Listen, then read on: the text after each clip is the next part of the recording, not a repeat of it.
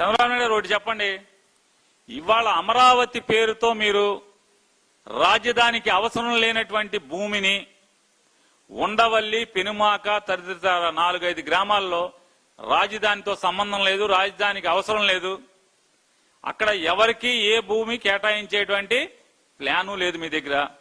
అయినా సరే ఆ 4 గ్రామాల్లో ఉన్నటువంటి రైతుల్ని మీరు విపరీతంగా దాడులు చేస్తున్నారు, దుర్మార్గాలు చేస్తున్నారు. అధికార మదంతో అధికారాన్ని అడ్డం పెట్టుకుని అధికారాన్ని వారి మీద ఉక్కుపాదం మోపుతూ పోలీసులను అడ్డం పెట్టుకుని మీరు అనేక దుర్మార్గాలు చేస్తున్నారు. ఆఖరికి ఇవాళ ఉండవల్లిలో జనసేన అభిమానులు, కాపు కులస్తులు, వారికి చెందినటువంటి 8 ఎకరాల చిల్లర ఎటువంటి ముందస్తు చర్యలు, నోటీసులు కానీ చెప్పకుండా అర్ధరాత్రి సాయంత్రం 6న చీకట పడ్డాక 6:30-7ంటికి రివార్డు పాస్ చేశామని చెప్పి కాగితం తీసుకెళ్లి గోడకు అతికిచ్చి పొద్దున్నే చీకటితో సూర్యుడు లెగంగానే ఒక 20-25 ప్రొక్లైన్లు, ఒక 200-300 మంది పోలీసులతో అక్కడ ఆ ఇంట్లో మొగదిక్కు లేనటువంటి ఆడ రైతుల్ని మీరు దుర్మార్గం చేస్తే, దాష్టికం చేస్తే, వాళ్ళ పొలాన్ని ధ్వంసం చేసి గుంజుకుని మీరు బలవంతంగా ఆక్రమిస్తే మీ టీవీలు చూపించవు, మీ పెంపుడు మంద చూపించదు, మీ పెంపుడు టీవీలు చూపించవు, పెంపుడు పేపర్లు రాయవు. మరి ఎవడు చూపించాలి? వాళ్ళ కన్నీటి గాథల్ని, ఆ రైతుల యొక్క కన్నీటి గాథల్ని, ఆ కష్టాలని వాళ్ళు చెప్తున్నారు. ఆడవాళ్ళు దుర్మార్గుడాన్ని, నిన్ను నమ్ముకున్నావు, అనవసరంగా జగన్ నమ్ముకున్నావు పోయేది కదా అని చెప్పి వాళ్ళు ఏడుస్తున్నారు. నిన్ను నమ్ముకున్నందుకు మాకింత కన్నీటి శోకాన్ని, కడుపు కోతని పెట్టావు, మాకు ఉన్న పొలమంతా నీకు అవసరం లేకపోయినా లాక్కుంటున్నావు. అమరావతి ఇక్కడే కాదు, అక్కడెక్కడో 30 కిలోమీటర్ల అవతల అమరావతి కడుతున్నావు, మా పొలాలు ఎందుకు లాక్కుంటావు అవసరం లేకుండా అని చెప్పి వాళ్ళు ఏడుస్తున్నారు. మరి వాళ్ళ కన్నీటి గాథల్ని ఎవడు చూపించాలి? నీ పెంపుడు టీవీలు చూపించకుండా, నీ పెంపుడు పేపర్లు రాయకుండా ఉంటే వాళ్ళ బాధని, వాళ్ళ గొంతుని ప్రపంచానికి ఎవరు చెప్పాలి? సోషల్ మీడియా తప్పితే వేరే దిక్కే ఉంది, వేరే మార్గం ఏముంది అని అడుగుతున్నాను. ఈ రాష్ట్రంలో ఇంకేం ప్రజల సమస్యలు లేవా? దాన్ని ఏం చర్చించరా మీరు? దాని గురించి ఏం చర్చించరా అని అడుగుతున్నాను. ఈ రాష్ట్రంలో రైతాంగం నీళ్ల కోసం, విత్తనాల కోసం, ఎరువుల కోసం తిప్పలు పడుతున్నారు. చంద్రబాబు నాయుడు గారు మంత్రిమండలిలో చర్చించలేదా? చర్చించరా మీరు? ఈ రాష్ట్రంలో మహిళలకి భద్రత కరువైంది, రోజు దాడులు జరుగుతున్నాయి, మానవ రూపంలో తిరుగుతున్నటువంటి మృగాలు చెరబడుతున్నారు, ప్రాణాలు కూడా నలిపేస్తున్నారు, ప్రాణాలను నులిమేస్తున్నారు. పట్టించుకోరా అని అడుగుతున్నాను. ఏం చేస్తారు? ఎంతసేపు వైసీపీని అణగడదొక్కడంలోనే పోలీసుని వాడతారా అని అడుగుతున్నాను. అసలు మీ క్యాబినెట్లో 2 ఏళ్లలో ప్రజాహితం కోసం ఒక్క నిర్ణయం అంటే ఒక్క నిర్ణయం జరిగిందా? ఎంతసేపు భూదేపుడి, భూపందేరం, ఆడికి భూమి, ఈడికి భూమి, ఇంకోటి భూమి, మావయ్యకి భూమి, అక్కయ్యకి భూమి, చెల్లికి భూమి, తోడల్లుడికి భూమి. జనం ఆస్తిని పంచిపెట్టమే కదా మీరు తీర్మానాలు చేసింది. ఏం జరిగింది అంటున్నాను. ఎవడికి ఒదిగింది? ఎవడికి ఒరిగింది? దమ్మిడి ఎవరికన్నా ఉపయోగం జరిగిందా? ఒక్కడికి ఉద్యోగం ఇచ్చారా మీరని అడుగుతున్నాను.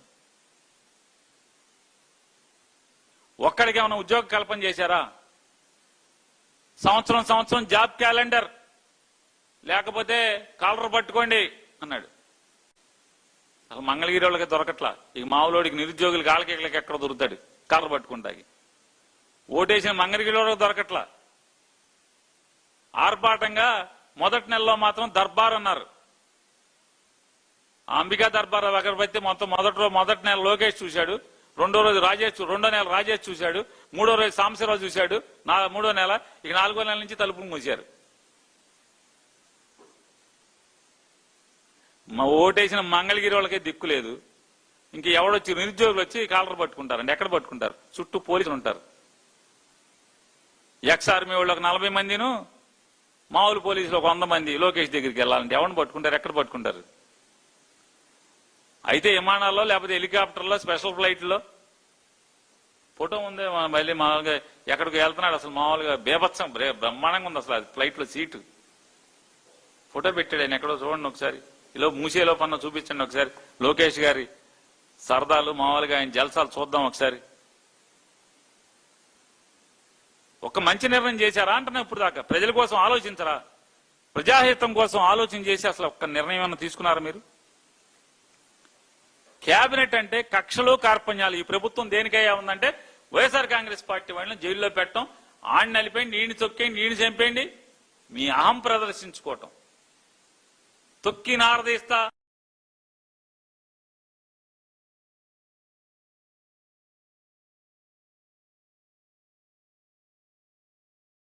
వినపడిందా అని అడుగుతున్నాను. తప్పుడు కేసులు, కక్ష సాధింపులు ఏంటయ్యా అంటే ప్రజల గొంతు మీద కాకి యూనిఫాము లేదా కాకి లాఠీలు, కాకి బూట్లతో ప్రజల గొంతుని తొక్కి ఆ గొంతు పెగలకుండా చూడాలని చెప్పి చూడటం తప్పితే మీ ఆలోచన ఇంకేమైనా ఉందా అని అంటున్నాను. ఆర్టీసీని మెల్లగా సందట్లో సడేమియా అని చెప్పి ఆర్టీసీని అమ్మకానికి తలుపులు తెరుస్తున్నారు.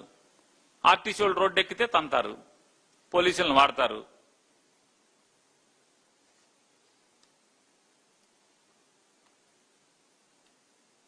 అంటే మీకు ఏంటయ్యా నారా చంద్రబాబు నాయుడు గారు మీ ప్రస్తుతం మీ తృష్ణంతా ఏంటంటే సోషల్ మీడియాలో బయట బజార్లో ఎట్లాగో తన్నిస్తున్నాం, కేసులు లోపల వేయిస్తున్నాం, అయినా యావడ ఆగట్లా. సోషల్ మీడియాలో కూడా కనపడకూడదు మీ వికృత చేష్టలు, లేదా మీ పరిపాలన ఉన్నటువంటి తప్పులు, దోపిడీలు, మీ ఎమ్మెల్యేలు చేస్తున్నటువంటి తప్పుడు పనులు, మీరు చేస్తున్నటువంటి దుర్మార్గమైనటువంటి పనులు, ప్రజా వ్యతిరేక నిర్ణయాలు ప్రజలకు కనపడకూడదు. మీరేం చెప్తే అది వినాలి. మీరేం చూపిస్తే అసలు మామూలుగా ఎడారి చూపించి ఇదిగో పచ్చగా పండుతుందంటే చూపించాలి. అమరావతి చూపించి ఇదిగో ఇక నీళ్లు లేవు, ఇక్కడ ఏమి లేవు, పొలాలు కాదు, అసలు మొత్తం అద్భుతంగా అయిపోయింది, రైతులకి ప్లాట్లు ఇచ్చేసాం, రైతులు డాబాలు కట్టేసుకుంటున్నారు, రైతులు పెద్ద పెద్ద బిల్డింగ్లు కట్టుకుంటున్నారు, రైతులు పార్కులో వాకింగ్ చేస్తున్నారు, రైతులందరూ కూడా అని చెప్పి మాకు టీవీలో వార్తలు చూపిస్తే అదే నిజమని నమ్మాలి. ఆఖరికి అమరావతిలో ప్లాట్లు దక్కని రైతులు కూడా నమ్మాలి. మీరు మోడీ గారిని లుచ్చాహాయి అంటే ఆహా లుచ్చాహాయి అని మనం నమ్మాలి. మోడీ గారు అచ్చాహాయి అంటే ఆయన దేశ్కి కాదు అసలు విశ్వనేత అంటే మొత్తం మేమంతా నమ్మాలి. ఎదురెవడు చెప్పకూడదు. మీరే